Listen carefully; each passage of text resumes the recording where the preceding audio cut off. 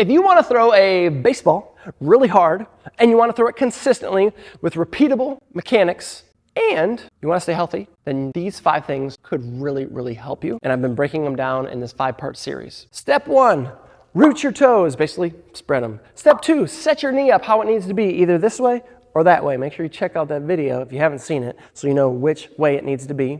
Make sure you tighten your stomach. Make sure you're locked on a small target. Again, you can watch any of those. And last but not least, step 5 is to breathe with conviction. Now, when you get used to doing all these and you've done them for months straight, consciously where you're thinking through all of the steps, eventually it becomes a feel. You're able to just kind of feel the entire body anchored in both physically, visually, and then mentally as well. And it just becomes a feel and you've got it. But now that you know the steps and you can check them off, when you do get to that point where it becomes just all a feel and you begin to struggle, you can start to go back through those checkpoints again. So you can make sure you're rooted, make sure you're screwed in, make sure you're tight, make sure you're visually looking at a small target. And then the last one is breathing with conviction. When you come set, the breath is a part of, number 1, just telling yourself physically, I'm good to go. It also helps maintain your heart rate. It also helps you relax. So that breath becomes an all-encompassing thing of, all right, I'm good to go physically. Everything from the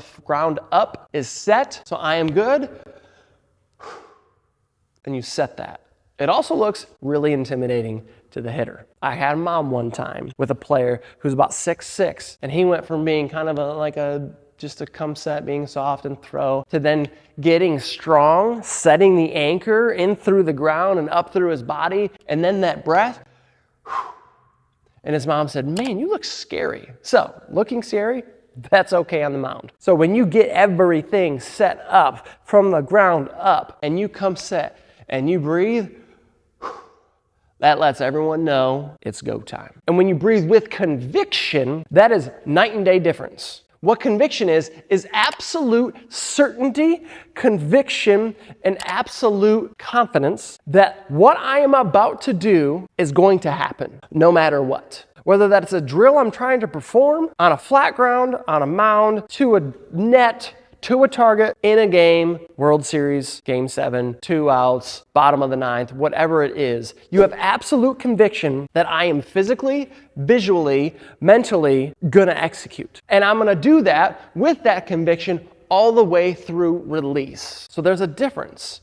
I can have conviction, I can maintain that conviction, and if at release I go, I hope this is around the strike zone, that is not 10 out of 10 conviction. So you want to be breathing that exhale, that audible exhale that you can hear, with absolute 10 out of 10 conviction. That means through release, regardless of what happens, I'm convinced with every part of my body, mentally and physically and visually, that this ball is going to do exactly what I want it to, or my body's going to do exactly what I want it to from a mechanics standpoint. Today, at the time of recording this, working with guys on that mound over there, I asked a player, all right, what are you convinced you're going to do on this one? What number are you convinced you're going to hit? He said, I'm going to try to hit number. I said, no. I said, hold on, say it again. He said, all right, I'm convinced I might hit the 4. I'm like, whoa.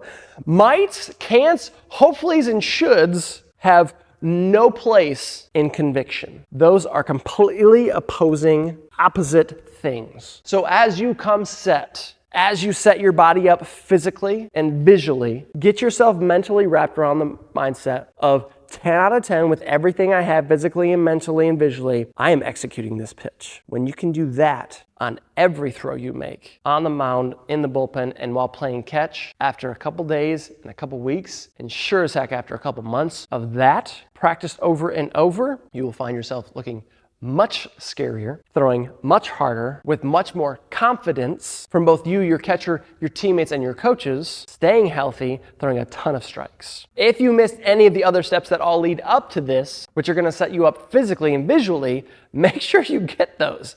Because if you're convinced with 10 out of 10 up here that it's gonna happen, but physically and visually you've got nothing, you need all those other 4 steps as well. For this entire 5-part series, make sure you are subscribed to this channel so you can see all of those and check out those as well as any other of the Healthy Velo tips we've got on this page.